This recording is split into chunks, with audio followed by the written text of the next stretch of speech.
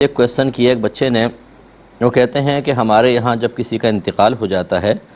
تو خاندان والوں کے لیے ایک آرٹ ہو جاتی ہے، اس کو آرٹ کا لفظ کہتے ہیں، جس کا وہ ترجمہ بتاتے ہیں کہ روک ہو جاتی ہے۔ وہ کیا روک ہے کہ اب یہ اچھے کپڑے نہیں پہنیں گے، اچھے کھانے نہیں کھائیں گے، عورتیں نہ میک اپ کریں گی، نہ مہندی وغیرہ لگائیں گی۔ اسی طرح اگر کوئی کسی کے ہاں خوشی کا موقع ہوگا تو یہ اس میں شرکت نہیں کر سکتے۔ اب اس آرٹ کو ختم کرنے کا طریقہ یہ ہوگا کہ تیسرے دن بعض لوگ ختم کرتے ہیں، تیجے کے اندر کوئی آرٹ ختم کر رہے ہیں، یا 10ویں دن ہوتا ہے، یا 20ویں دن، یا 40ویں دن، اور پھر یہ آرٹ ختم ہو جاتی ہے، اور اس کے بعد پھر وہ تمام چیزیں کرنا شروع کر دیتے ہیں۔ اور اگر کوئی ان کو منع کرنے لگے کہ بھئی ایسا شریعت میں نہیں ہے، تو وہ کہتے ہیں کہ بھئی تم زیادہ جانتے ہو، خاندان کے بڑے بوڑھوں نے اس طرح کیا ہے، کیا حکم شرع ہوگا؟ دیکھیں، یہ آرٹ صرف 3 دن تک تو اس کی گنجائش نکل سکتی ہے کہ نبی کریم صلی اللہ علیہ وسلم نے ارشاد فرمایا کہ جو عورت اللہ تبارک و تعالی اور اخروی دن پر ایمان رکھتی ہے وہ 3 دن سے زیادہ کسی کا سوگ نہ منائے۔ ہاں، شوہر کی موت پر 4 ماہ 10 دن سوگ منائے گی۔ تو مطلب یہ ہے کہ فرض کر لیں اگر یہ کوئی زوجہ ہیں، کسی کی بیوہ ہیں، تو یہ تو 4 ماہ 10 دن تک غم منائیں گی، اور اس میں اظہار غم ہوگا جس کو سوگ کہتے ہیں۔ اس میں تمام زینت ترک کرنی ہوتی ہے، اچھے کپڑے نہیں پہنیں گے، کھانے پینے کی کوئی ممانعت نہیں ہوتی، اچھے سے اچھا کھا سکتی ہیں، بس زینت کو ترک کرنا ہوتا ہے، اظہار غم کرنا ہوتا ہے۔ باقی کسی کا بھی انتقال ہو جائے، سگے بھائی کا ہو، والد کا ہو، والدہ کا ہو، اولاد کا ہو، 3 دن تک سوگ کی اجازت ہے۔ اچھا، اس میں فرق یہ ہے کہ بیوی پر سوگ واجب ہے، نہیں کرے گی تو گناہ گار ہوگی،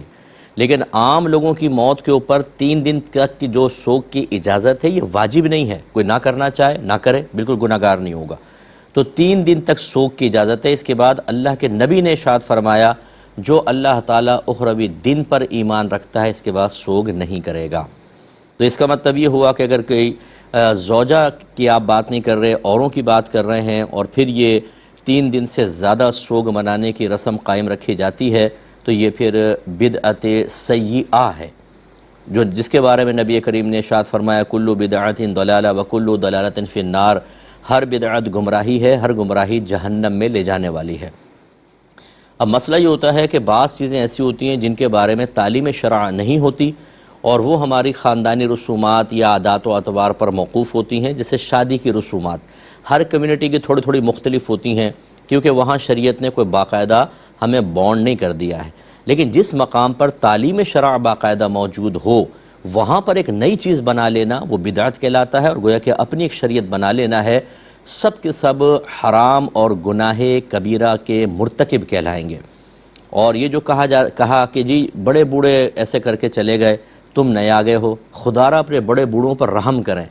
ان بیچاروں کو علم نہیں تھا، انہوں نے ایک غلط رسم ڈال کر چلے گئے، اب وہ قبر میں ان رسومات کا عذاب بھگت رہے ہوں گے۔ اگر اللہ ناراض ہوگا تو قبر میں ان کے عذابات ہوتے ہیں، اور میدان محشر میں ذلت و رسوائی ان کے پیچھے پڑے گی۔ کیوں اپنے بڑوں پہ ظلم کرتے ہیں؟ اگر انہوں نے کوئی خدا نخواستہ غلط کام کر کے چلے گئے، کوئی بدعت اپنی آنے والی نسلوں میں